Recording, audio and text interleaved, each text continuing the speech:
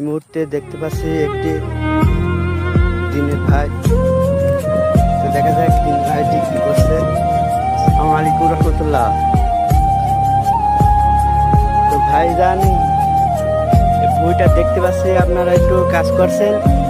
তো এই যে চষা ভুঁই রয়েছে, তো দেখছি ঘাস বাড়ছে, কি করতে হবে ভুঁইটাই।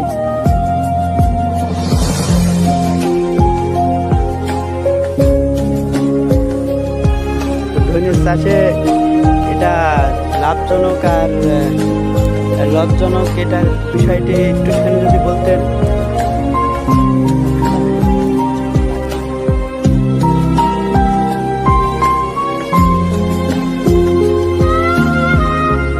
জি জি জি। ও আচ্ছা, তাহলে এটা লাকি ব্যবসা। আল্লাহ যদি যদি সহায় হয় তাহলে আল্লাহর